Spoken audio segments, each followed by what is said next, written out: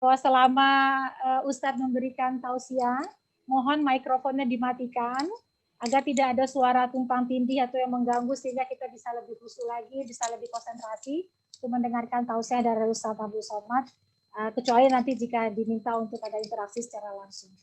Pertanyaan juga nanti bisa mohon disampaikan saja secara tertulis melalui chat di ruang chat di ruangan ini. Sekian, terima kasih. Baik, kepada Ustadz tidak usah berpanjang lagi. Monggo Ustadz Abdul Somad, waktu kami persilahkan. Bismillahirrahmanirrahim. Assalamualaikum warahmatullahi wabarakatuh. Waalaikumsalam. Alhamdulillah, wassalatu wassalamu ala rasulillah, wa ala alihi wa sahbihi wa man tabi'ahu wa mawalah. Ibu-ibu, jamaah, majelis pengajian Khairun Nisa. InsyaAllah benar-benar seperti namanya, nama adalah doa. Khair artinya baik, nisa perempuan, Khairun Nisa sebaik-baik perempuan. Ada beberapa poin yang ingin saya sampaikan. Yang pertama, dulu perempuan itu diwariskan seperti benda, seperti emas, seperti tombak, seperti tanah, seperti kebun. Jadi ketika itu mereka menganut faham poligami unlimited. Jadi istrinya itu banyak sekali tanpa batas, bisa sampai 10, 15, 20.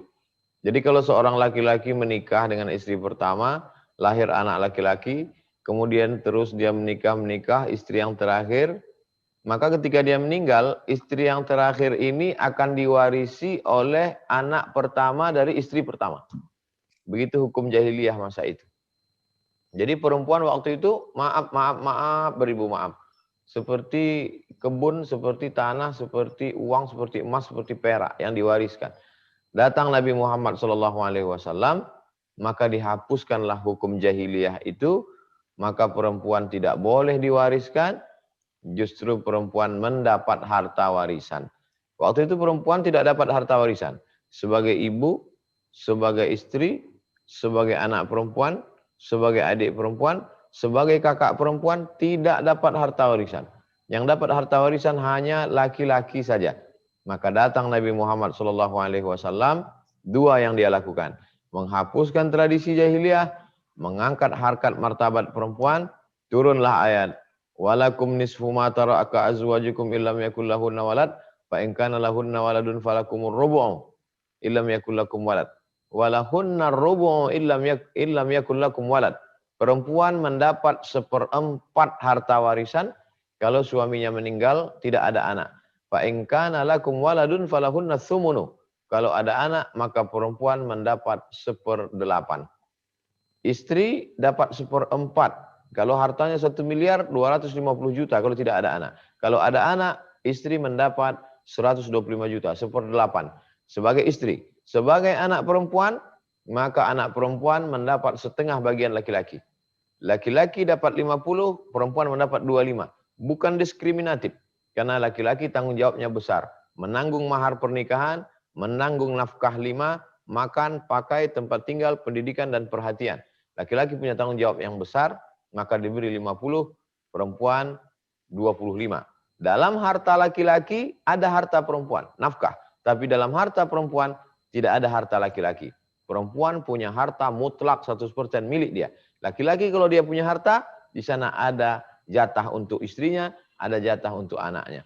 Maka Nabi SAW datang mengangkat harkat martabat perempuan. Ini poin yang pertama. Poin yang kedua. Ketika itu perempuan diremeh-temehkan, perempuan tidak boleh membaca kitab suci dalam agama sebelumnya. Baik dalam Yahudi, umat Nabi Musa, Nasrani, umat Nabi Isa. Perempuan tak boleh baca kitab suci. Maka ketika datang umat Nabi Muhammad SAW, perempuan dibuatkan majelis khusus.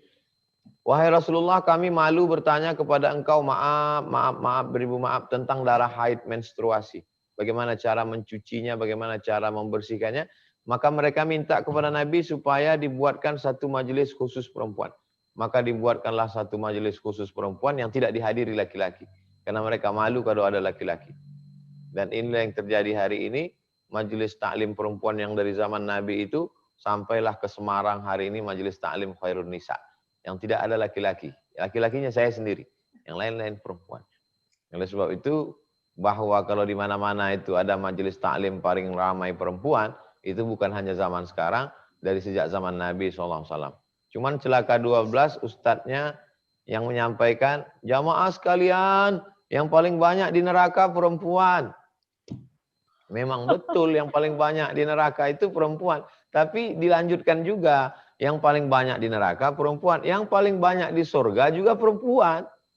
Yang paling banyak pengajian perempuan. Kenapa? Karena jumlah perempuan lebih banyak daripada laki-laki. Begitu penjelasannya menurut para ulama. Jadi jangan dipotong begitu. Paling banyak di neraka perempuan.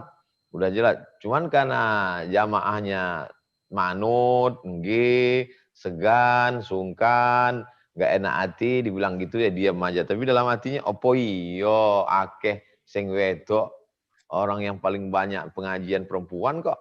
Yang paling banyak di neraka perempuan, yang paling banyak di surga juga perempuan. Karena jumlah perempuan lebih banyak daripada laki-laki. Oleh sebab itu, yang paling bersyukur dengan datangnya Nabi Muhammad itu adalah perempuan. Kenapa? Karena perempuan diangkat dari benda menjadi penerima benda. Yang sebelumnya diwarisi menjadi menerima harta warisan. Poin yang kedua, yang sebelumnya perempuan itu nggak boleh baca kitab suci, maka ketika perempuan datang zaman Nabi SAW, perempuan dimuliakan, dibuatkan satu majelis khusus, dan Nabi berkata, khudhu nisfa dinakum min Humaira. Ambillah setengah agamamu dari perempuan. Setengah agama ambil dari perempuan. Siapa perempuan itu? Humaira. Kulitnya putih kemerahan. Aisyah radhiyallahu anha. Maka datanglah seorang laki-laki bertanya kepada Abu Musa al-Ash'ari, sahabat Nabi. Bagaimana kalau perempuan rambutnya panjang habis dikepang, terus dia mau mandi, maaf, beribu maaf, dia mau mandi besar. Apakah kepangnya mesti dibuka? Kata Imam Abu Musa al-Ash'ari, kepangnya mesti dibuka, lalu dia mandi disiram. Bagaimana kalau dia mandinya 1 hari sampai 3 kali? Apakah mesti dibuka juga? Setelah itu mereka merasa tidak puas, dia datang kepada Aisyah. Aisyah, ibunya orang beriman, istri Rasulullah SAW. Bagaimana kalau perempuan rambutnya dikepang panjang, apakah mesti dibuka juga? Kata Aisyah, siramkan saja air, yang penting basah, setelah itu dikeringkan. Tapi kami bertanya tadi kepada Abu Musa al-Ash'ari, katanya mesti dibuka. Kata Aisyah, kenapa enggak dia suruh gundul aja sekalian? Itu menunjukkan apa? Bahwa ini lebih faqih, lebih alim, lebih ngerti, lebih tahu. Karena aku yang hidup bersama Rasulullah SAW. Oleh sebab itu para sahabat itu datang bertanya pada beberapa masalah yang tidak difahami kepada Aisyah. Jadi salah satu hikmah mengapa Nabi menikah dengan Aisyah, satu-satunya istri Nabi yang gadis perawan hanya Aisyah, yang banyak dijadikan orang kecaman terhadap Nabi, kenapa menikah dengan Aisyah? Itulah salah satu tujuannya.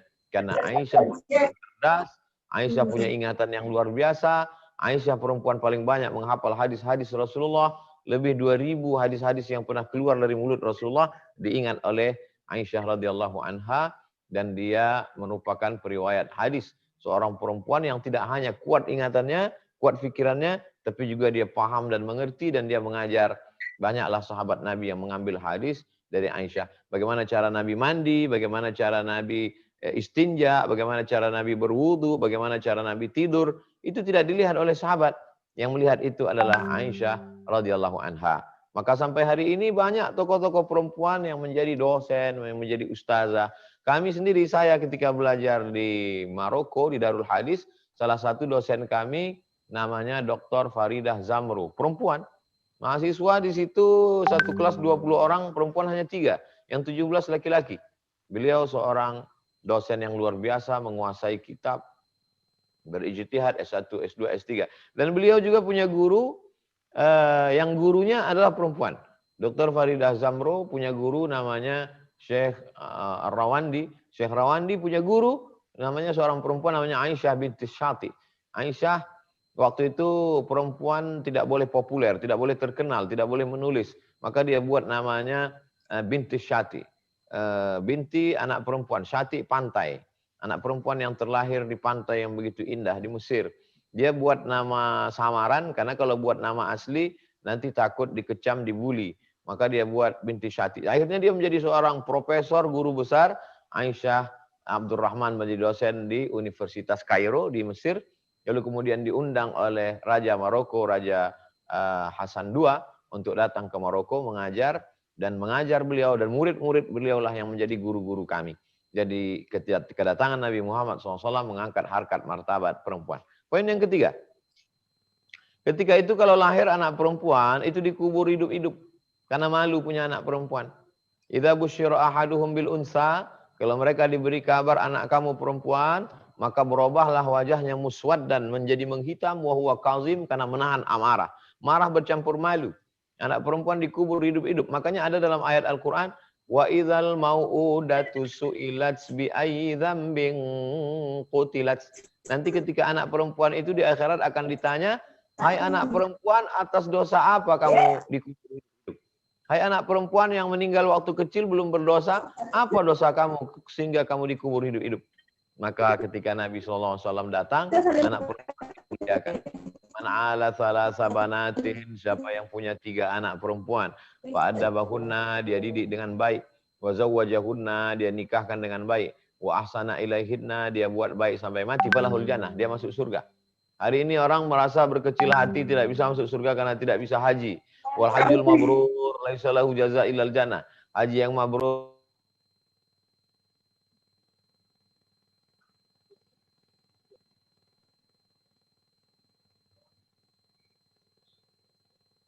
jangan dimatikan semua suaranya, tolong. Maaf Ustadz, ini ada yang mematikan.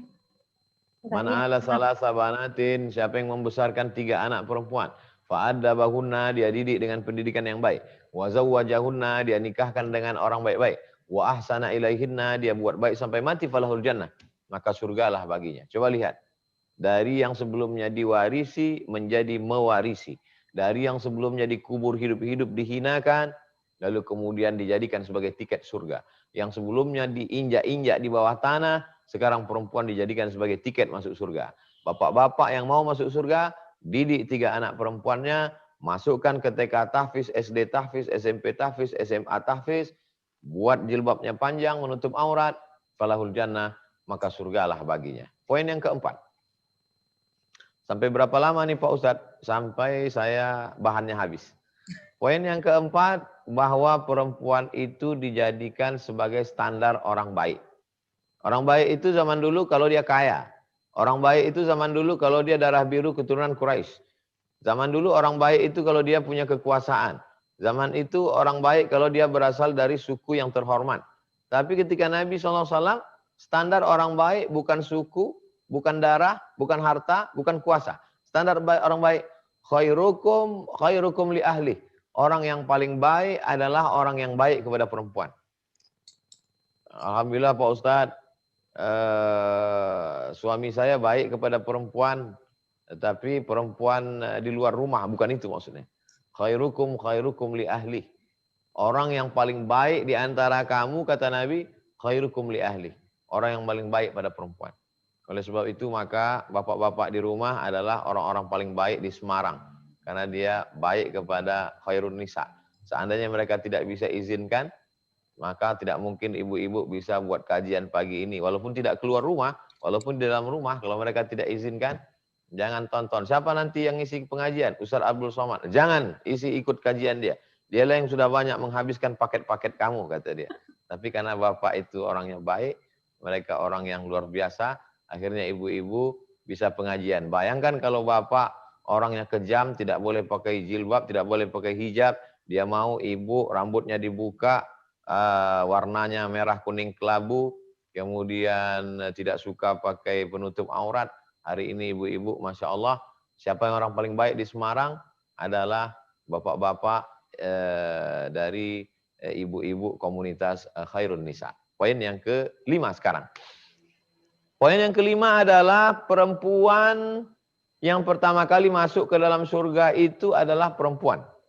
Dalilnya ketika Nabi sampai di surga, Nabi menoleh ke belakang, Nabi melihat, dan yang aku lihat di belakang itu adalah perempuan. Lalu kemudian Nabi bertanya, siapa kamu wahai perempuan? Perempuan itu menjawab, aku orang yang menyantuni anak yatim. Perempuan yang menyantuni anak yatim, membesarkan anak yatim, maka mereka masuk surga di belakang Nabi Muhammad SAW. Oleh sebab itu maka kita lihat beberapa komunitas kajian, Setiap buat kajian santunan anak yatim. Kepada anak yatim dipersilakan maju ke depan, dipajang anak yatim ramai-ramai, foto-foto, update status, pas dibuka amplopnya ternyata 20.000. Itu hanya setahun sekali. Bukan begitu cara menyantuni anak yatim. Cara menyantuni anak yatim jangan pajang mereka di depan orang banyak. Menyakitkan. Ustaz tahu dari mana? Saya tanya anak yatim yang sudah sukses. Pak Ustaz, saya ini anak yatim. Saya tanya, dalam perjalanan hidup kamu sebagai yatim, apa yang paling menyakitkan? Yang paling menyakitkan adalah ketika kami dibawa ke surau, musola, dipajang di depan orang ramai, orang ketawa, tapi hati kami luar biasa Pak Ustadz. Sejak itu saya nasihatkan, kalau mau santuni anak yatim, bawakan makanan, pergi ke panti asuhan, makan bersama mereka di sana. Kalau mau menyantuni anak yatim, bayarkan uang sekolah mereka, transfer langsung ke guru kepala sekolahnya. Kalau mau menyantuni anak yatim, datang ke rumahnya, muliakan. Jangan suruh dia mengambil seolah-olah mereka sedang mengemis. Karena mereka bukan sedang meminta. Mereka adalah menyelamatkan kita dari pendusta-pendusta agama. Ara'aital ladzi yukadzibu biddin? Tahukah kamu siapa itu orang yang mendustakan agama? Pendusta agama bukan pecandu narkoba. Pendusta agama bukan orang yang membuka aurat. Pendusta agama adalah fadzalikal ladzi yad'ul yatim. Mereka yang membiarkan anak-anak yatim. Betapa dengan menyia-nyiakan anak yatim kita menjadi pendusta agama. Tapi betapa dengan menyantuni anak yatim adalah menjadi orang yang masuk surga setelah Nabi Muhammad. Langsung di belakang antrian Nabi Muhammad SAW. Kemarin ketika kami meletakkan batu pertama untuk membangun pondok pesantren, berikut ini kita panggil beberapa komunitas-komunitas yang ingin menyerahkan semen. 200 sak semen dari komunitas Khadijah. Sekian ratus sak semen dari komunitas Aisyah. Sekian sak semen dari komunitas hamba Allah. Ketiga-tiga komunitas ini perempuan. Jadi saya lihat yang paling bersemangat kalau membuat kumpulan dana, santunan anak yatim, perempuan. Tapi kalau yang paling bersemangat ngumpul duit untuk keyboard tunggal, panjat pinang, laki-laki. Nah, oleh sebab itu maka ini perlu dijaga keseimbangan ini. Kenapa? Karena perempuan ini luar biasa. Grup-grup WhatsApp, gerakan-gerakan, ini tidak hanya diakui oleh tokoh-tokoh Islam, tidak hanya diakui, tokoh-tokoh nasionalis pun juga melihat gerakan perempuan ini luar biasa. Kalau mau memasarkan produk, dari mulai mobil, mesin cuci sampai panci, itu yang didekati pasti perempuan. Kalau mau memasarkan aliran-aliran pemikiran, aliran-aliran sesat, itu yang mereka dekati adalah perempuan. Oleh sebab itu maka kalau ada perempuan sudah berkumpul membuat sebuah komunitas, Ustadz tinggal ngisi kajian saja. Kalau ada di depan saya 100 laki-laki, lalu saya menyampaikan tausiah, yang mendengar hanya 50, yang 50 lagi nyandar di dinding, di tiang, ngerokok, main handphone. Dari yang 50 itu yang betul-betul ingat tinggal 20, yang bisa menyampaikan di rumah tinggal 10, yang didengar oleh istrinya tinggal 5 dari 100.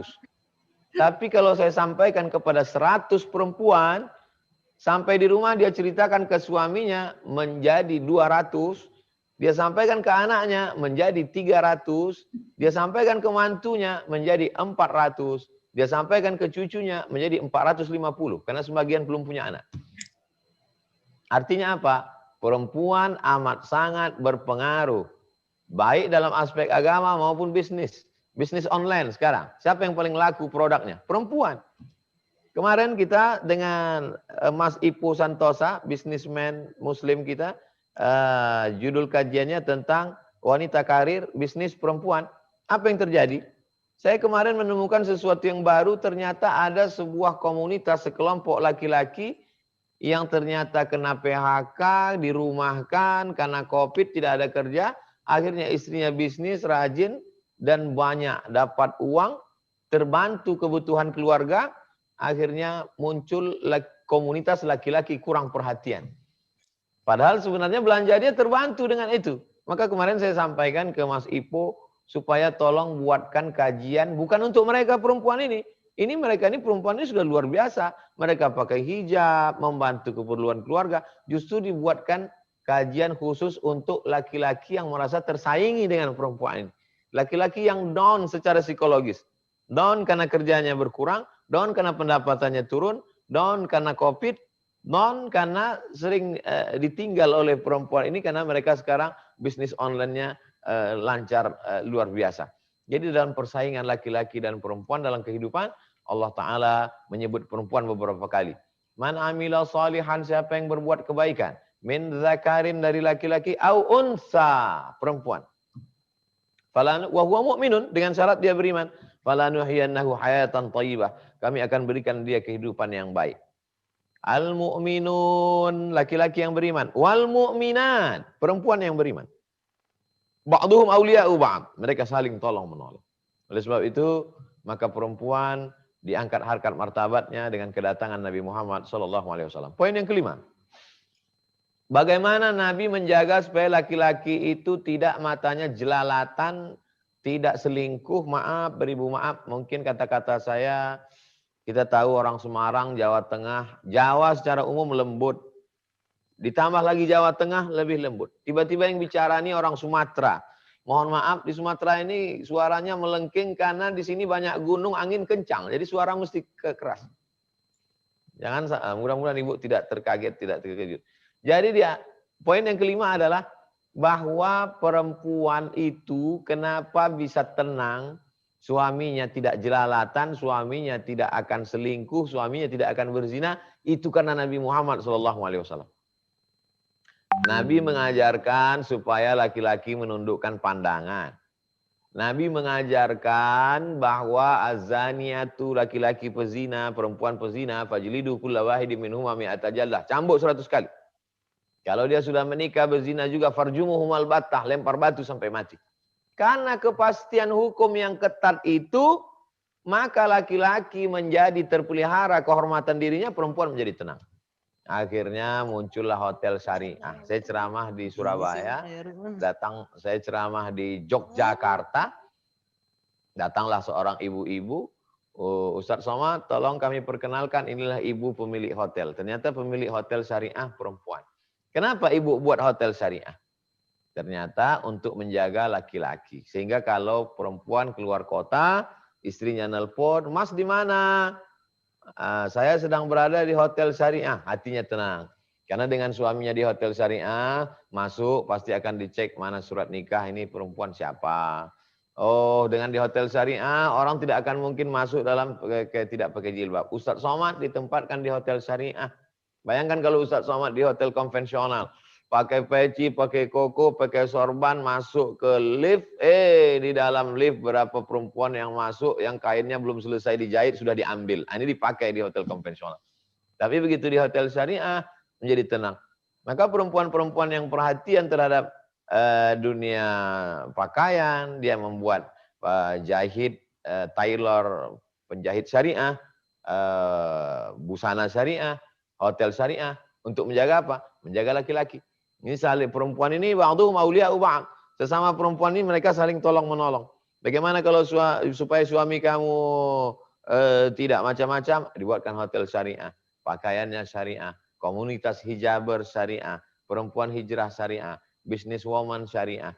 Sehingga link-link ini dipertemukan, maka jadilah negeri ini baldatun thayyibatun wa rabbun ghafur, karena perempuan-perempuan yang luar biasa. Poin yang ketujuh, poin yang keenam. Yang keenam adalah betapa yang paling berpengaruh terhadap diri seorang manusia itu adalah perempuan. Coba kita lihat dalam cerita Nabi Musa alaihissalam. Wa auhayna ila ummi. Kami kirimkan pesan kepada ibu Nabi Musa alaihissalam. Dalam kehidupan Nabi Musa itu ada 3 perempuan yang luar biasa. Ada 4 perempuan yang luar biasa. Ibu Nabi Musa, yang menghanyutkan Nabi Musa ke sungai Nil. Kakak Nabi Musa, perempuan, yang mengikuti kemana arah Nabi Musa ini hanyut. Asyah, yang menemukan kotak kayu yang membawa Nabi Musa ke istana Fir'aun. Dan istri Nabi Musa. 4 perempuan yang luar biasa dalam kehidupan Nabi Musa. Dan 4 itu diceritakan dalam Al-Quran. Padahal Nabi Musa punya ayah. Tapi tidak ada diceritakan dalam Al-Quran 1 ayat pun tentang ayah Nabi Musa. Tapi tentang perempuan ini diceritakan. Oleh sebab itu maka begitu juga yang terjadi dengan Nabi Isa alaihissalam.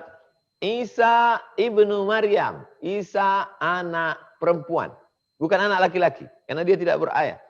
Maka Isa anak Maryam. Dibesarkan oleh seorang perempuan single parent. Menjadi seorang yang luar biasa. Bagaimana dengan Nabi Muhammad SAW? Nabi tidak berjumpa dengan laki-laki, ayahnya. Karena 2 bulan dalam kandungan, ayahnya sudah meninggal. Maka Nabi bertemu dengan beberapa perempuan. Aminah, perempuan. Setelah itu dia disusukan oleh Suwaibah, perempuan. Setelah itu berpindah ke Halimah Sa'diyah, perempuan. Lalu kemudian dia dibesarkan oleh Fatimah. Istri dari Abu Talib itu adalah Fatimah. Ketika Fatimah meninggal, Nabi menggali kubur Fatimah. Kuburnya di Baqi, di pemakaman Baqi di Madinah. Dia yang menggali kuburan Fatimah itu, setelah dia gali, dia masuk ke dalam kuburan Fatimah itu dan dia berdoa di situ, ya Allah, inilah perempuan yang rela untuk tidak makan demi aku makan. Nabi tidak punya ibu, dia tidak sempat dapat kasih sayang seorang ibu. Ini yang akan masuk ke dalam liang lahat ini adalah perempuan yang rela tidak makan, lapar demi aku makan. Ini adalah perempuan yang rela tidak memakai kain demi aku memakai kain. Maka selamatkan dia dari azab kubur ini ya Allah.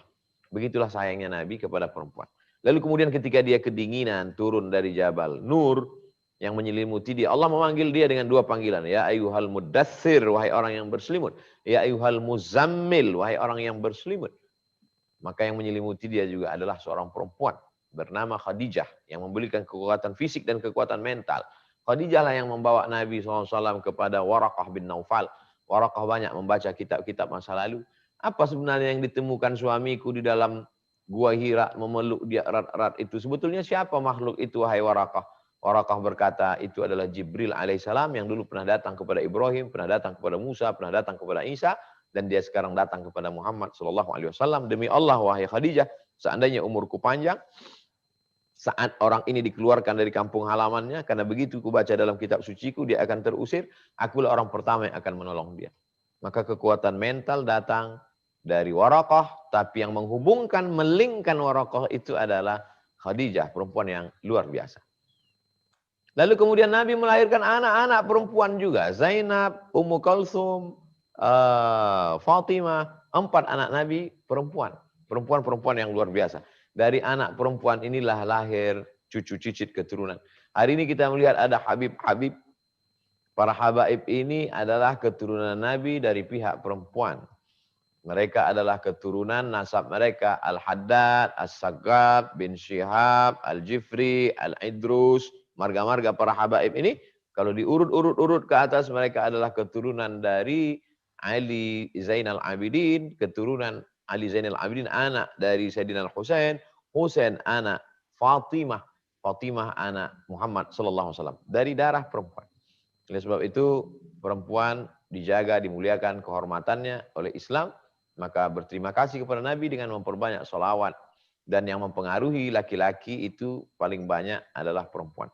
Termasuk saya pribadi, cara berpikir saya, cara saya menyampaikan, sebelum saya belajar hadis, sebelum saya belajar ke Mesir, yang paling banyak mempengaruhi pikiran saya adalah perempuan, ibu saya.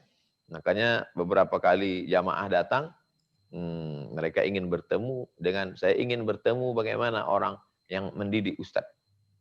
Maka saya tulis di nisan, ibu saya terbaring di sini seorang perempuan yang melahirkan, mendidik, dan membesarkan Abdul Somad.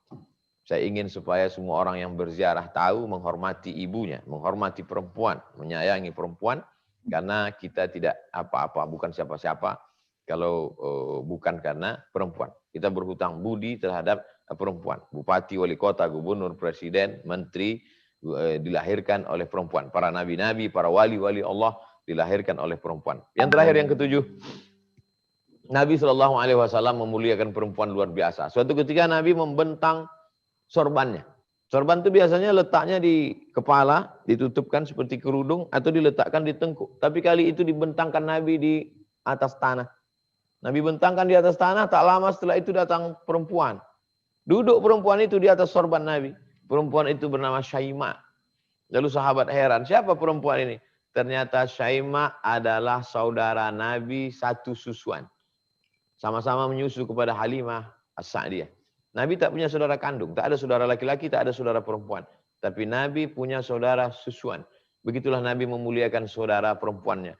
Kalau saudara perempuan satu susuan saja begitu memuliakannya, bagaimana agaknya kira-kira seandainya Nabi itu punya saudari perempuan. Hari ini kita lihat orang mengaku muslim, tapi harta warisan diembat sama saudara laki-laki sampai saudara perempuan tidak dapat. Bagaimana seorang mengaku muslim, tapi saudara perempuannya dia sia-siakan, dia biarkan. Mengaku umat Muhammad SAW. Nabi Muhammad dengan saudari perempuan satu susuan, hanya sekedar sama-sama ibu susuan, begitu dia memuliakan Syaimah. Oleh sebab itu hari ini kita sedang mengungkap kembali, tapi tentulah 7 poin yang disampaikan Abdul Somad itu tidak ada apa-apanya. 30 menit saya sampaikan 7 poin ini sebagai pengantar dialog kita bersama ibu-ibu Majelis Taklim Khairun Nisa Semarang. Selanjutnya saya kembalikan ke Ibu moderator. Terima kasih. Wassalamualaikum warahmatullahi wabarakatuh. Waalaikumsalam warahmatullahi wabarakatuh. Terima kasih Pak Ustadz tausiahnya. Ini mungkin menarik sekali bagaimana dengan datangnya Nabi Muhammad SAW ini, bagaimana wanita itu diangkat derajat dan martabatnya yang selama ini, yang sebelumnya itu seperti barang ya Ustadz ya, seperti barang itu. Tapi sekarang terus dengan datangnya Nabi Muhammad SAW, wanita itu diangkat derajatnya, dimuliakan derajatnya, sehingga tidak lagi seperti dianggap seperti barang. Baik, ini Ustadz, aduh pertanyaannya udah banyak sekali nih Ustadz. Kita mulai saja langsung ya Ustadz ya. Ya silakan Bu. Baik. Saya bacakan ini ya. Ini pertama, mohon maaf Ustadz. Nah, ini ada dari Ibu Isi, Ustadz. Bagaimana seorang istri bisa terhindar dari dosa dan tetap menjadi wanita yang solehah, sementara suaminya menikah lagi tanpa ridhonya, padahal suaminya belum cukup berilmu agama, bahkan tidak bisa membaca Quran dan sholatnya masih bolong-bolong. Gimana Ustadz? Mohon.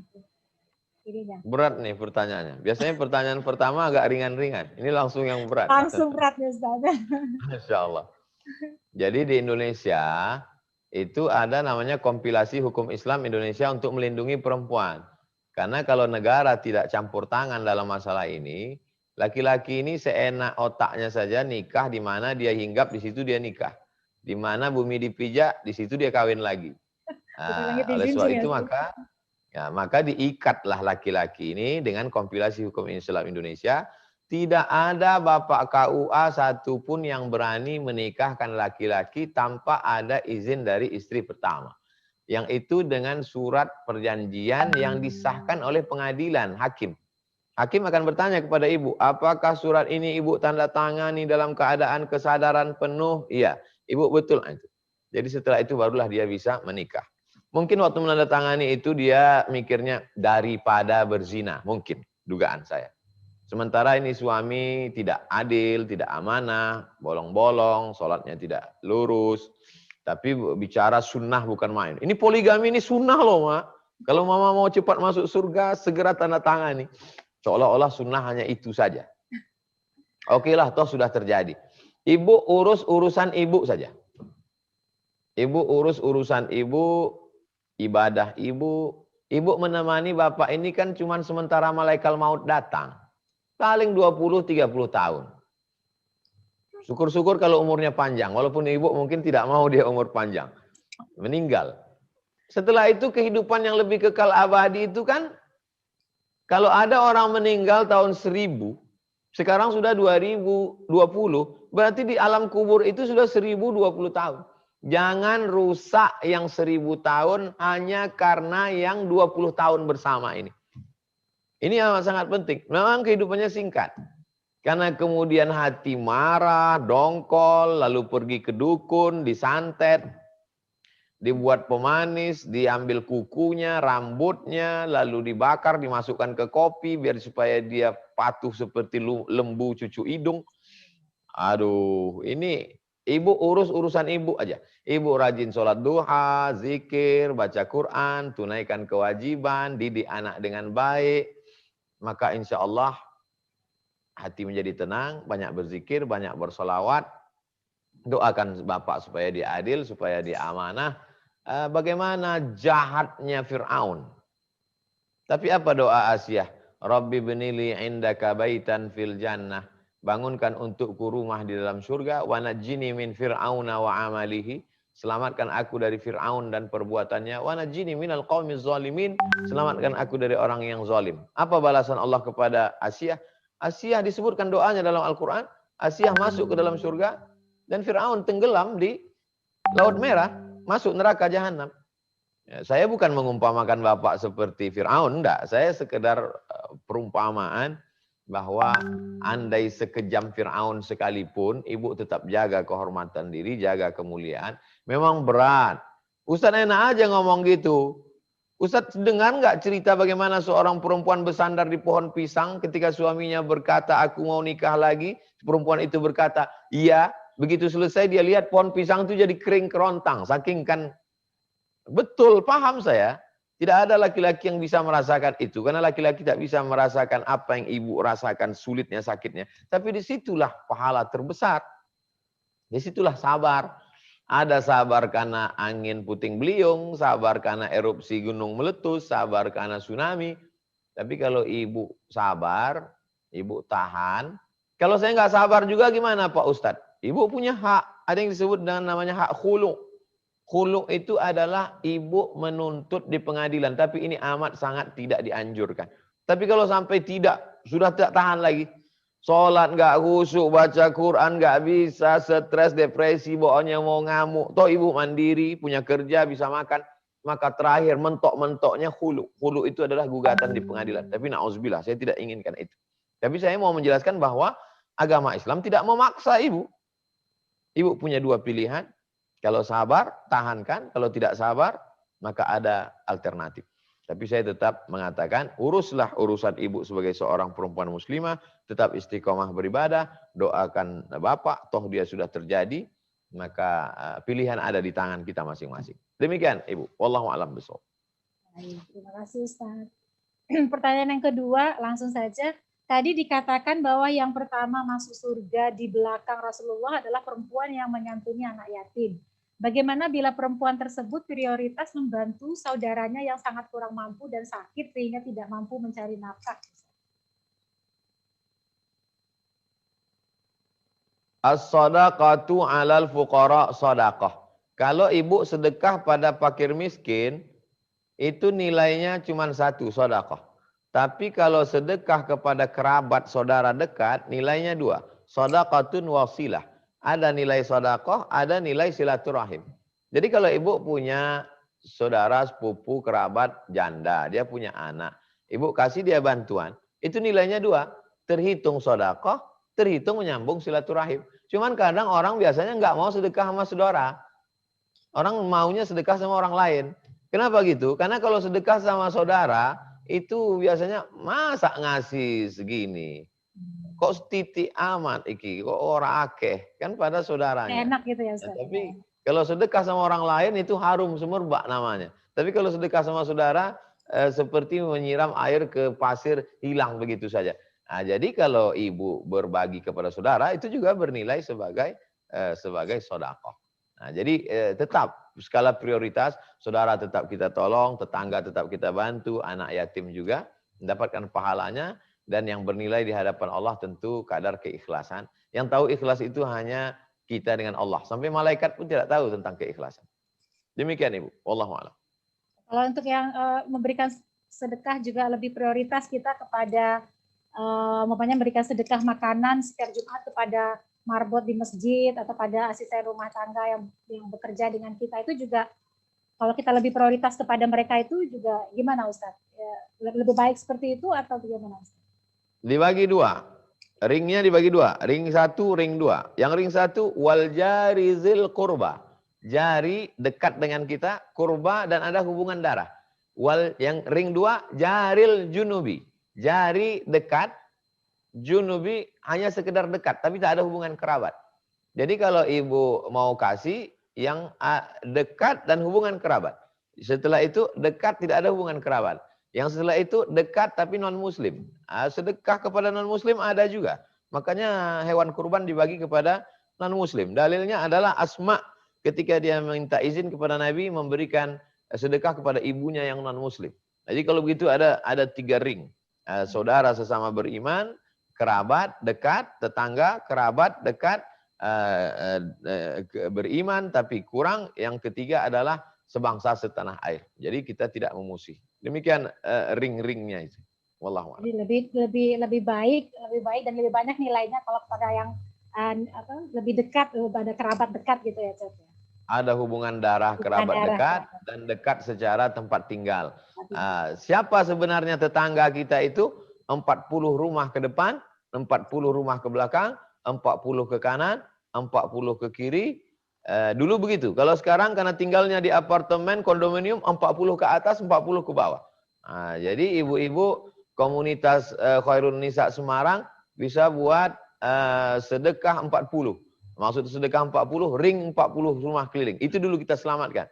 Setelah selesai 40 ini adem ayam makmur, warak podo kabeh, baru kirim ke Pekanbaru Riau. Waduh, ini kayaknya lancar banget bahasa Jawanya nih Ustaz nih.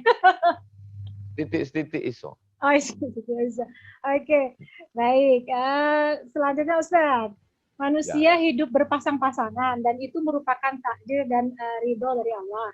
Bagaimana hukumnya bagi orang yang tidak menikah sampai dia meninggal? Saya termasuk menikah lama. Pulang dari Maroko umur 31 tahun. Menikah baru umur 35. Jadi ketika sampai di kampus, datang kawan saya. Dia doktor hadis. Dia bacakan hadis. Man mata aziban. Siapa yang mati tidak menikah. Husyira yaumal qiyamati ma'asyayatin. Nanti di akhirat akan dibangkitkan di padang mahsyar bersama setan katanya. Waktu itu saya menduga dia menyindir saya karena saya belum nikah waktu itu. Siapa yang meninggal tidak nikah nanti di akhirat bangkitnya sama setan. Masa iya Ustadz? Saya tanya. Iya betul, tapi hadisnya hadis palsu katanya. Hadisnya hadis palsu. Jadi kalau ada 30 ada buku ditulis oleh Syekh Abdul Fattah Abu Ghuddah. Di situ judul bukunya Al-Ulama Al-Unzab Alladzina Atharul Ilma 'ala Zawaj. Ulama-ulama yang sampai mati tidak menikah karena lebih memilih ilmu daripada menikah. Di antaranya Ibnu Taimiyah. Ibnu Taimiyah itu sampai meninggal tidak menikah. Imam Nawawi yang menulis kitab Arba'in Nawawi sampai meninggal tidak menikah. Said Qutb sampai meninggal tidak menikah. Tapi kenapa mereka tidak menikah? Ibnu Taimiyah lebih banyak di penjara daripada di luar penjara. Sehingga kalau dia menikah, perempuan ini akan teraniaya. Maka menikah ini ada kala hukumnya wajib, ada kala hukumnya sunat, tapi bisa juga menikah itu menjadi haram. Kenapa? Karena menimbulkan mudarat bagi dia. Nah, kalau ada perempuan laki-laki yang sudah berusaha membuka dirinya, tidak juga ketemu jodohnya, meninggal dia, maka dia tidak dikenakan hukum apa-apa. Yang dikatakan tidak ikut sunnah Nabi itu adalah dia menjudge, menghukum dirinya, saya tidak mau menikah. Maka itu bukan umat Nabi Muhammad. Kata Nabi SAW, man raghiba an sunnati, siapa yang tidak mau mengikuti sunnahku, maksudnya sunnah menikah ini, falaysa minni, maka dia bukan umat Nabi Muhammad SAW. Jadi kalau ada orang tidak menikah, jangan kita terlalu cepat menjudge, menghukum, kamu ini bukan umat Nabi Muhammad. Tapi kita mesti tahu kronologisnya kenapa. Dan jangan bicara tentang nikah di depan orang banyak, sehingga mempermalukan dia. Tapi kita empat mata. Kenapa? Dulu saya kalau ada adik-adik kelas atau jamaah yang tidak menikah, tidak pernah saya tanya, kenapa kamu tidak menikah? Kenapa belum menikah? Tapi saya bicara empat mata, saya tanya. Ada salah satu senior saya, ketika itu umurnya 40 tahun. Dia belum juga menikah. Saya datang, saya tanya, ada nggak perempuan yang pernah kamu lihat cantik? Waktu itu nggak ada orang, berdua aja. Ada nggak kamu pernah lihat perempuan yang cantik? Kata dia ada. Di mana alamatnya? Di kota Anu, di sini. Besok pagi kita datang orang tuanya. Saya datang, saya bawa, saya ketemu dengan ibunya, saya tanya. Ibu punya anak gadis, ini orang melihat anak ibu cantik. Kalau ibu mau, setuju, nanti keluarga kami akan datang meminang. Ini sekedar untuk prolog mukaddimahnya saja. Jadi jangan kita gojlok, jangan kita permalukan lalu kita tanya, kapan nikah? Kenapa nggak nikah-nikah? Kenapa? Itu hanya itu bukan menolong. Kalau mau menolong serius, datang aja, tanya dengan baik. Saya tidak basa-basi bicara, saya sudah melakukan itu ke beberapa sahabat, kepada jamaah, kepada teman. Demikian. Wallahu a'lam bishawab. Iya. Jadi jangan jangan langsung apa istilahnya menjudge seseorang karena dia belum menikah Nggak itu. boleh. Jadi harus melihat dulu kenapanya atau ditanyakan dulu ya Ustaz, dibantu juga tidak. Karena kita tidak tahu apa yang terjadi pada diri dia. Boleh jadi dia trauma karena dulu pernah mau menikah lalu meninggal sehingga hatinya belum. Boleh jadi dia maaf sakit secara psikologis atau biologis. Dia perlu didoakan ruqyah, dia perlu diobatkan. Sehingga bicara masalah itu tidak bisa di depan orang banyak. Jadi kita harus bicara sebagai keluarga. Bukan kebanyakan orang ini kadang kan nanya. Saya ajarkan kepada jamaah juga. Kalau ada orang nanya begini, maka jawabannya gini. Kalau dia nanyanya itu mau bantu, kita respon. Tapi kalau nanyanya cuma mau ngejek, kapan nikah? Saya tanya juga, kok kapan mati? Waduh, ya sering kadang-kadang dalam pertemuan keluarga itu Ustaz, ya kadang-kadang suka ada yang bertanya, lo kamu kok belum nikah-nikah? Nanya keponakan gitu, padahal rame gitu, itu juga nggak bagus, sebenarnya nggak baik ya Ustaz. Ya, itu mempermalukan orang. Raut wajah orang menjadi berubah, suasana menjadi tidak enak. Bad mood dia akhirnya pulang, silaturahim malah jadi putus. Iya, ya, sih. Ustaz masih bisa ya kita ya Ustaz, pertanyaan Ya. berikutnya ya Ustaz. Oke. Baik. Bagaimana terapi untuk kaum Adam yang mengalami stres, depresi, down menghadapi kondisi pandemi ini tanpa membuat mereka tersinggung? Maklum budaya patriarki kan masih menganggap laki-laki itu dominan. Gimana Ustaz? Ada dua. Yang pertama, mindset diperbaiki dengan pengetahuan. Yang kedua, ibadah. Jadi meluruskan pemahaman dia, mindset dia, pengetahuan dengan cara konseling dengan ustadz. Kadang pengajian umum bisa, pengajian umum. Tapi kadang tidak mengena. Jadi lebih baik bicara dialog dengan ustadz, dengan ulama, Ustadz Wijayanto, dengan kiai. Ustadz Wijayanto mungkin dengan kiai sungkan, dengan Habib segan. Tapi dengan Ustadz Wijayanto ngomong cair, bisa ketawa, bisa. Nah itu, ya, bawa dia ngobrol. Dengan Ustaz Abu Somad juga bisa dong Ustaz? Saya mungkin terlalu keras, banyak orang kaget-kagetan. Lalu kemudian mindsetnya diperbaiki, pengetahuannya. Setelah itu dia mesti banyak ritual ibadah. Sholat sunat wudu, bangun malam sholat sunat wudu, sholat sunat taubat, sholat sunat hajat, sholat sunat tahajud, sholat sunat witir, baca yasin, baca Quran, zikir, istighfar, sholawat, tasbih, baca ayat kursi, baca kul huwallah.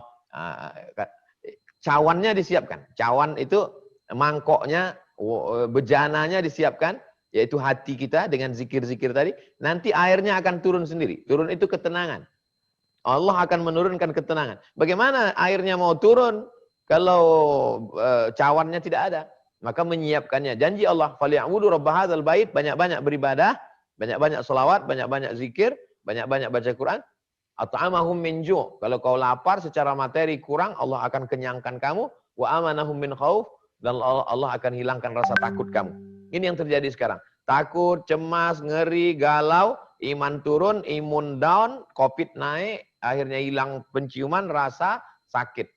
Jadi sebetulnya kita akal kita sakit duluan, baru penyakit itu datang. Akal otak kita sakit duluan, hati kita sakit duluan, jiwa kita. Makanya dalam lagu Indonesia Raya, bangunlah jiwanya. Jiwanya itu yang sedang dibangun. Dengan majelis ilmu ini sebenarnya sedang membangun jiwa. Barulah badannya. Sementara yang sekarang di TV itu kan iklan banyak membangun badannya. Badannya yang dibangun itu. Operasi plastik dari mulai dagu sampai kuping, sampai hidung, sampai betis. Itu semua badannya. Sementara jiwanya kosong. Nah, maka kalau mau membangun jiwa, yang belum ikut, ikutlah pengajian Khairun Nisa Semarang. Wallahualam. Nah, kalau itu seberapa jauh namanya kita sebagai istri Ustaz, jadi mengajak suami gitu misalnya yang tadi mungkin agak depresi, kemudian mengajak dia untuk lebih dekat dengan ibadahnya gitu, lebih keras lagi ibadahnya, itu gimana, sampai seberapa jauh sih kita bisa mengajak atau memaksa suami gitu Ustaz sebagai istri Ustaz? Kadang bunyinya mengajak, tapi isinya ngedumel campur merepet diselingi ceramah. Nah, itu bunyinya ngajak. Nah, itu kalau ngajak ya ngajak aja. Nah, itu. Oleh sebab itu dua yang mesti ibu hindari. Yang pertama, jangan ceramah. Karena orang yang stres diceramahi dia maunya dialog, bukan monolog. Jadi ketika ibu ceramah, itu hanya akan menambah beban. Nah, itu dia menjadi makin emosi, menjadi marah. Nah, itu muncul masalah. Oleh sebab itu maka lebih kepada mencari orang, sama seperti tabung gas yang bocor di dalam satu ruangan, itu orang yang di dalam itu tidak mencium bau bocor itu. Maka perlu ada orang lain. Orang yang dia anggap, dia hormati, apakah keluarga, wali dari ibu, wali dari bapak, atau tokoh masyarakat, atau kiai, atau ustadz, yang membersihkan pikirannya, cara pandangnya diperbaiki, bahwa hidup ini ada senang, ada susah, ada lapang, ada sempit, ada masanya begini, kemudian tempat mengadu kita hanya kepada Allah. Boleh jadi kalimatnya sama, tapi karena keluar dari mulut ibu yang sering dia lihat, menjadi sesuatu yang biasa. Tapi kalau keluar dari mulut orang lain, dia menjadi sesuatu yang luar biasa. Karena memang ini orang yang datang dari luar, sehingga yang biasa itu menjadi luar biasa. Yang luar biasa pun karena bicaranya dari orang yang di dalam, menjadi biasa-biasa saja. Sebetulnya kan begitu yang terjadi sebenarnya. Jadi tapi niat baik. Tapi ada satu lagi yang jangan lupa, doa silahul mu'min. Doa itu senjatanya orang beriman. Jadi omongan ibu yang banyak itu lebih baik diungkapkan dalam bentuk doa. Ngajak dia sekali aja, tapi doanya yang lebih diperbanyak. Doa ketika sujud, ya Allah lapangkan hatinya, tenangkan pikirannya, buat dia jangan sampai galau. Lebih baik omongan ibu yang banyak itu diadukan kepada Allah Subhanahu wa taala. Wallahu a'lam. Berikutnya Ustaz, bagaimana hak waris seorang wanita yang bekerja yang sebagian besar di antara harta bersama adalah jerih payah wanita, tetapi di atas namakan berdua. Apakah tetap 1/8 karena punya anak laki-laki? Masalah harta warisan ini saya bagi dua. Pertama menurut fikih, kedua menurut kompilasi hukum Islam. Saya ulang sekali lagi. Pertama menurut fikih, kedua menurut kompilasi hukum Islam. Kita bahas supaya jangan campur aduk dalam pikiran, kita fokus dulu menurut fikih dulu. Fikih. Kalau menurut fikih, ada harta bapak, ada harta ibu.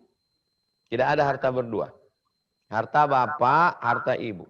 Kalau bapak meninggal, bapak meninggal, hartanya 1 miliar. Ibu dapat 250 juta.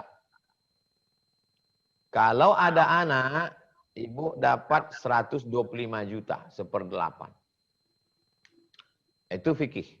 Kalau ibu bisnis, ibu punya ruko, ibu dapat ini segala macam, meninggal ibu, hartanya 1 miliar, biar mudah ngitungnya, bapak dapat 500 juta, setengah.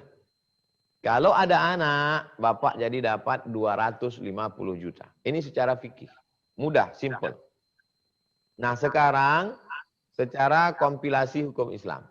Kompilasi hukum Islam, maka ada disebut seolah-olah ibu dengan bapak itu adalah orang yang berkoalisi, bekerja sama, merger, berpartner. Ibu dengan bapak itu dianggap sebagai dua orang yang partner bisnis. Sehingga penghasilan ketika bersama itu dibagi dua dulu. Setelah dibagi dua, baru kemudian nanti ibu dapat lagi dari harta warisan 1/8. Jadi kalau 1 miliar dibagi dua, 500, 500. 500 sebagai partner, nanti dari yang 500 itu, ibu dapat lagi 1/8 lagi dari yang 500 itu. Jadi dapatnya 2 kali. Nah, pilihan kita terserah mau pakai hukum fikih atau pakai kompilasi hukum Islam. Tapi yang jelas, pembagian-pembagian itu, surat menyurat itu, mesti jelas dari awal, supaya tidak menjadi konflik. Maka dalam Islam itu, tulis-menulis itu menjadi amat sangat penting dalam Islam. Kalau tidak, itu yang akan menyimpan bom waktu menjadi konflik. Demikian Ibu. Allahu a'lam bishawab. Ustaz, kita masih lanjut lagi Ustaz ya, dengan pertanyaan ya Ustaz. Menikah kan harus ta'aruf dulu. Bagaimana kalau ta'aruf itu hanya kilat? Apa ya bisa mengenal kepribadian calon mantu Ustaz? Nabi Musa alaihi salam mengenal anak Syuaib hanya dari sumur ngambil air ke rumah. Jadi waktu itu Nabi Musa sedang berdiri ngelihat ada orang ngantri panjang. Lalu kemudian Nabi Musa datang ke antrian itu, ternyata pintu sumur itu tertutup oleh pintu yang batu yang bergelinding dari atas bukit, ketutup. Lalu Nabi Musa mendorong batu itu. Setelah dia dorong batu itu, Nabi Musa boleh ngambil air. Nabi Musa ngelihat ada perempuan ngantri. Maka Nabi Musa mengatakan, ladies first. Perempuan lebih dulu. Silakan perempuan ambil air. Lalu perempuan itu ngambil air. Ternyata perempuan itu anak Syuaib. Perempuan itu membalas budi Musa, ngajak ke rumah. Kamu pemuda yang baik hati mendulukan kami. Rumah di mana? Enggak punya rumah. Kalau gitu ikut ke rumah kami. Lalu kemudian dibawalah sampai di rumah. Kata anak Syuaib, Syuaib sudah lama mau cari pekerja untuk mengembalakan kambing-kambingnya, tapi belum ketemu. Kata anak Syuaib, inna khaira man istajartal qawiyul amin. Bapak kalau mau cari pekerja, inilah orangnya. Orangnya kuat dan amanah. Kata Syuaib, kamu sudah lama kenal dengan orang ini? Enggak, baru tadi pas mau ngambil air di sumur. Kok kamu tahu dia kuat? Saya tahu dia kuat, saya lihat dia mendorong batu. Padahal orang 30 laki-laki nggak sanggup mendorong batu itu. Dia sendirian sanggup, berarti dia kuat. Kok kamu tahu dia orangnya amanah? Ketika dalam perjalanan tadi, kami di depan. Karena kami yang tahu rumah, dia di belakang. Datang angin bertiup. Ketika angin bertiup, lekuk tubuh kami kelihatan. Dia maju ke depan. Karena dia nggak mau melihat tubuh kami. Jadi dari perjalanan yang singkat, sudah tahu sifat aslinya, bahwa dia orangnya jujur dan amanah. Ini pacaran sampai 3 tahun nggak tahu kuat apa enggak atau punya uang atau enggak. Gimana ini? Nah, jadi ta'aruf itu sebenarnya adalah bagaimana pertemuan yang berkualitas. Berkualitas. Beberapa jamaah nelpon, Pak Ustadz ini saya dipaksa suami saya pindah dari kota tempat saya kerja ke tempat dia. Tapi saya kan PNS, orang tua yang biaya kuliah saya nggak mau saya. Lalu saya tanya, kamu dulu PNS sebelum nikah? Iya. Apa nggak bicara nih? Sebelum itu, waktu itu belum hijrah, masih pacaran. Iya, berapa tahun pacaran? 2 tahun. Jadi selama 2 tahun tuh nggak pernah bicara. Nanti kalau nikah, kerja di sini, PNS, biayanya dulu orang tua, boleh nggak? Nggak pernah bicara itu? Enggak. Cuman makan bakso sama mie ayam aja. Gimana ini? Oleh sebab itu, ta'aruf itu dicatat apa yang perlu diperdah detail. Kamu di mana, gajinya apa, pekerjaan pokoknya apa, segala macam. Dia nggak perlu segan, nggak perlu sungkan, karena kan ada orang ketiga yang nanya dan dia jawab jujur. Jadi alhamdulillah nggak jadi, ya ta'aruf itu kan nggak mesti jadi. Ta'aruf itu hanya sekedar introduksi, pengenalan. Demikian. Wallahu a'lam bishawab. Jadi belum tentu yang sudah bertemu lama, sudah tahu lama itu sudah mengenal dengan baik, sedangkan yang bertemu singkat juga bukan berarti kita juga tidak mengenal pribadinya yang benar gitu ya. Jadi berarti kualitas pertemuan atau ta'aruf itu ya Ustaz ya. Abu Hurairah ketemu dengan Nabi cuma 3 tahun. Tapi hadis yang dia riwayatkan 5.000. Abu Bakar ketemu dengan Nabi sejak di Mekah, sejak sebelum jadi Nabi di Mekah 13 tahun, di Madinah 10 tahun, 23 tahun dalam wahyu. Hadis yang diriwayatkan hanya sekitar 100-an sekian. Jadi yang dilihat itu bukan lamanya, tapi kualitasnya. Kenapa Abu Hurairah meriwayatkan hadis lebih banyak? Karena dia tinggal bersama Nabi, di samping rumah Nabi, melihat Nabi, jalan dengan Nabi, mendengar Nabi, sholat dengan Nabi. Jadi bukan lamanya, tapi kualitas. Wallahu a'lam. Ya Ustaz, ini pertanyaan selanjutnya Ustaz. Kita sudah biasa puasa Senin dan Kamis, kemudian mencoba puasa Daud. Tapi jadi ragu, kan apakah Nabi Muhammad melakukan puasa Daud? Karena kita berusaha meneladani beliau, Rasulullah maksudnya. Yang namanya sunnah itu tidak hanya perbuatan. Sunnah itu ada 3. Pertama namanya sunnah qauliyah, ucapan. Yang kedua sunnah fi'liyah, perbuatan. Yang ketiga sunnah takririyah. Nabi tidak melakukan, Nabi tidak membuat, tapi dilakukan sahabat Nabi. Dan Nabi mengakui. Contoh, Allahu Akbar kabira. Allahu Akbar. Allahu Akbar kabira, alhamdulillah katsira, subhanallah bukrata wa asila. Itu Nabi tidak pernah ucapkan. Nabi sedang sholat, ada sahabat Nabi yang di belakang baca itu. Allahu Akbar kabira. Selesai sholat Nabi tanya, siapa yang baca Allahu Akbar kabira? Saya, kata dia. Kata Nabi, saya melihat pintu langit terbuka karena doa yang kau baca. Apakah lantas membaca Allahu Akbar kabira itu tidak sunnah? Membaca Allahu Akbar kabira itu sunnah. Namanya sunnah takririyah. Begitu juga dengan puasa Senin Kamis. Senin Kamis itu Nabi mengucapkannya, namanya sunnah qauliyah. Kata Nabi, ahabbu shaumi ilallah shaumi Daud.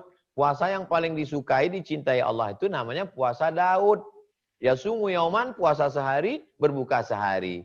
Jadi melaksanakan puasa Daud itu sunnah.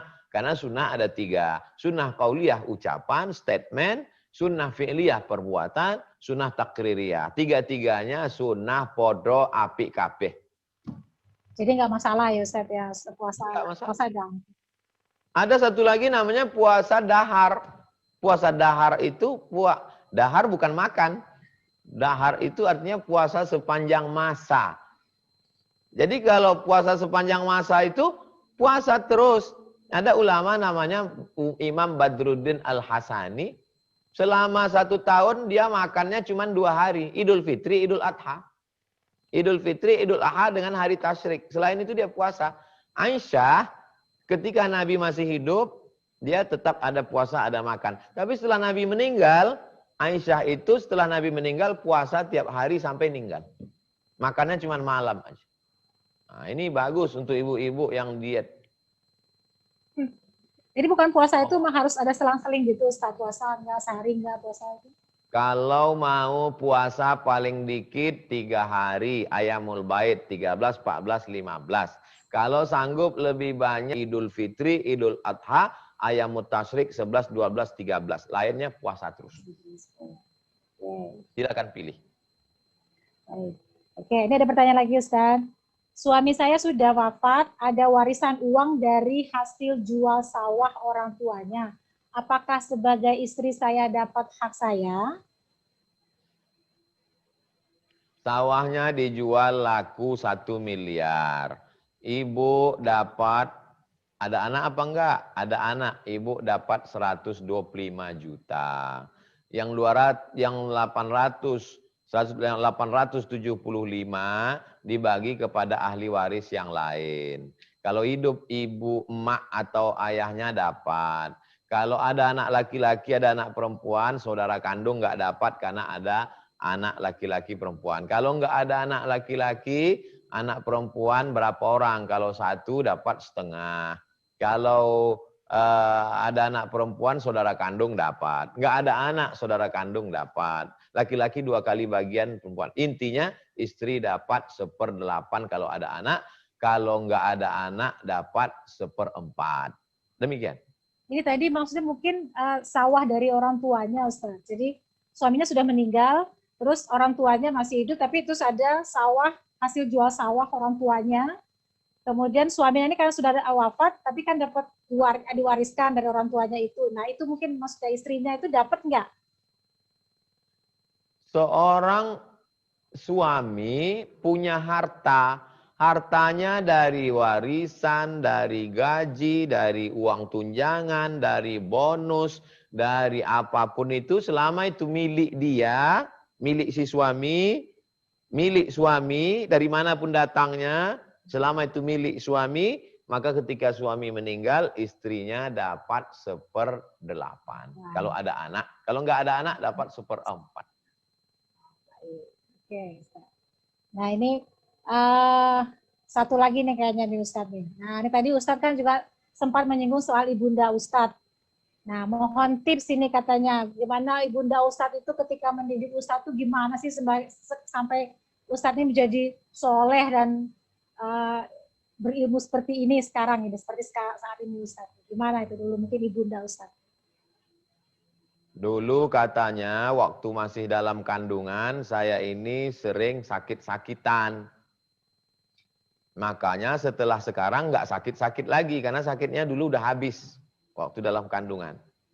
Lalu kemudian datang ke rumah kiai. Kata kiainya baca ayat ini. Ayat yang disuruh baca itu surat Ali Imran. Surat Ali Imran. Ya. Ayat 35 sampai 37. Ali Imran 35 sampai 37. Iz qalat imra'atu Imrana rabbi inni nadartu laka ma fi batni muharraran fataqabbal minni innaka antas samiul alim. Jadi beliau baca itu pagi, petang, siang, malam selama hamil itu. Tapi beliau nggak tahu artinya. Setelah saya sekolah baru dia nanya. Dulu waktu hamil disuruh kiai baca ini. Ini artinya apa?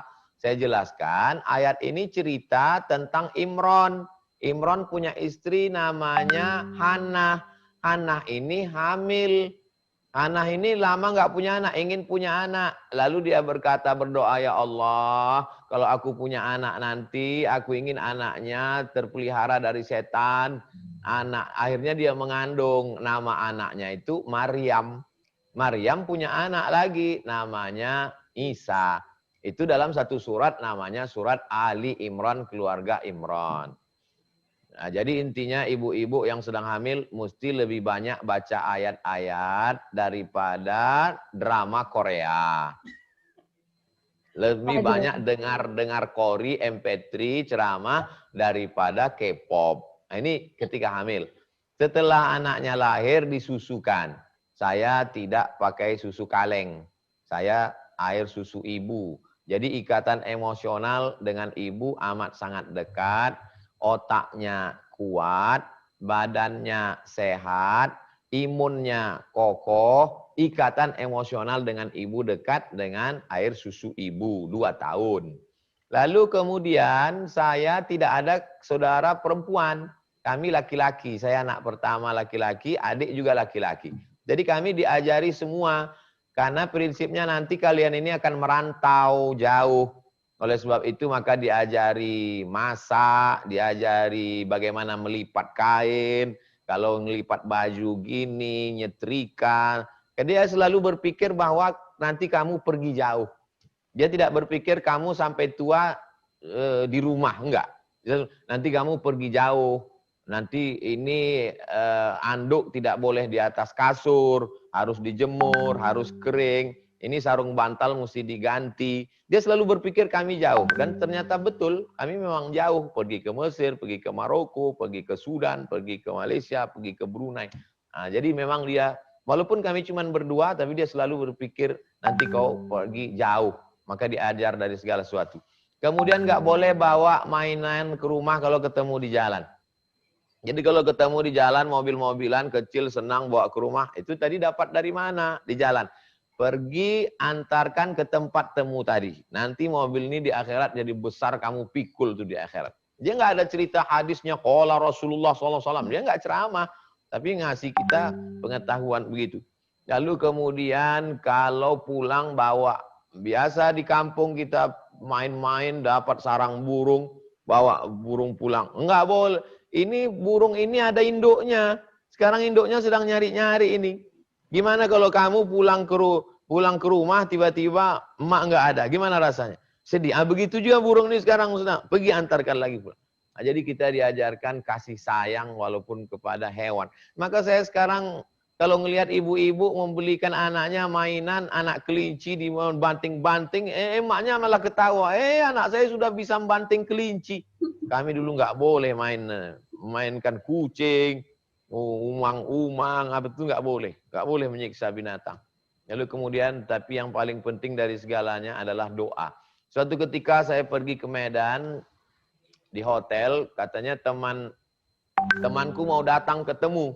Saya bawalah ke hall di hotel. Saya nemani saja. Mereka ngobrol berdua, saya nguping. Saya nggak ikut, saya dengar. Terus temannya nanya, apa doamu sehingga anakmu bisa sehat, nggak sakit? Saya nggak ada, saya dengar aja. Di situ dia ngomong. Dia nggak pernah cerita ke saya, di situ baru saya dengar. Aku setiap malam membacakan Al-Fatihah 100 kali, membaca Yasin sekali. Baru saya tahu. Dia tidak pernah cerita ke saya, kau dulu kubacakan Fatihah, enggak pernah. Tapi dari ngobrolnya itu saya nguping, oh ternyata begitu. Beliau sampai usia 70 meninggal, puasa Senin Kamisnya enggak pernah tinggal. Dan bangun malam. Jadi meninggalnya hari Senin dalam keadaan sedang puasa sunat.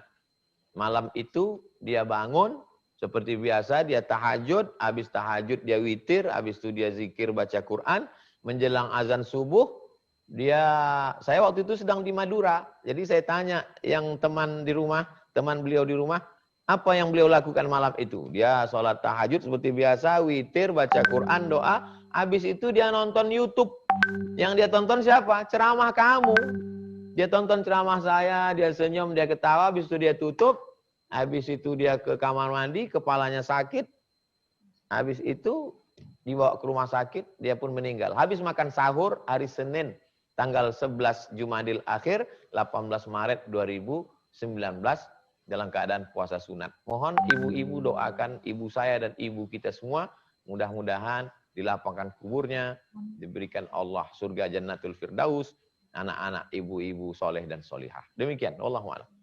Allah ya, Masya Allah ya Ustadz, bagaimana doa ibu itu ya Ustadz sangat besar pengaruhnya. Jadi ibu-ibu juga mesti berhati-hati dengan mengeluarkan sesuatu dari mulutnya ini ya Ustadz ya. Ya. Cukup Mbak Surti, kita minta doa dari Ustadz Somad sama foto bersama. Baik Ustadz, ini waktu juga tidak terasa ini, aduh sudah 11:15 nih asik ngobrol ini, sebenarnya masih belum puas nih Ustadz. Tapi mungkin juga kita terhalang dengan persiapan Jumat Ustadz.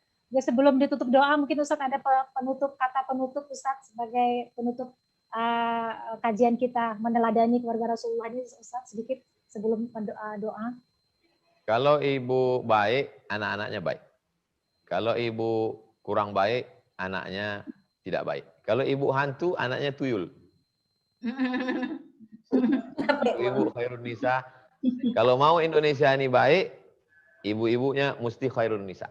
Khairun nisa baik, anaknya baik-baik, insyaallah. Monggo Esak bisa dilanjutkan dengan doa Ustaz. Astaghfirullahalazim, astaghfirullahalazim, astaghfirullahalazim alladzi la ilaha illa huwal hayyul qayyum wa atubu ilaih. A'udzubillahi minasyaitonir rajim. Bismillahirrahmanirrahim. Alhamdulillahirabbil alamin arrahmanir rahim maliki yaumiddin. Iyyaka na'budu wa iyyaka nasta'in. Ihdinas shiratal mustaqim. Shiratal ladzina an'amta 'alaihim ghairil maghdubi 'alaihim waladdallin. Amin. Allahumma shalli ala sayyidina Muhammad wa ala ali sayyidina Muhammad. Allahumma anzilir rahmata was salamata wal barakata ala hadhil jamaah. Turunkan keselamatan, kerahmatan, keberkahan kepada jamaah Khairun Nisa Semarang ya Allah. Allahumma barik lahunna fi rizqihin. Berikan berkah ke rezeki ibu-ibu Khairun Nisa ya Allah. Allahumma ja'al abna'ahunna minas salihin was salihat. Jadikan anak-anak kami anak-anak yang saleh dan salihah. Qawi imanahum, kuatkan iman mereka. Sahih ajsadahum, sehatkan badan mereka. Waj'alhum minal mujahidina fi sabilik. Jadikan mereka mujahid menolong agamamu ya Allah. Rabbana fir lana dzunubana, ampunkan dosa kami. Wali abaina, ayah kami. Wali ummahatina, ibu kami. Aj'al kuburahum rawdatan min riyadil jinan. Jadikan kubur mereka salah satu dari taman-taman surgamu ya Allah. Allahumma ja'al hadzal balada baladan amina. Jadikan negara kesatuan Republik Indonesia negeri yang aman, damai, terbuka rezeki dari segala penjuru. Allahumma rzuqnal istiqamah. Berikan kami istiqamah di dunia ini ya Allah. Allahumma khtim bis salihati a'malana. Tutuplah amal kami dengan husnul khatimah. Allahumma dafa'annal wabah. Angkatlah wabah COVID-19 dari negeri kami. Rabbana atina fid dunya hasanah wa fil akhirati hasanah wa qina adzabannar. Wa sallallahu ala sayyidina Muhammad wa ala alihi washabihi wasallam. Walhamdulillahi rabbil alamin. Terima kasih. Amin amin. Segala Alhamdulillah. maaf segala kesilapan dan kekhilafan. Ya. Wassalamualaikum warahmatullahi wabarakatuh. Waalaikumsalam warahmatullahi wabarakatuh.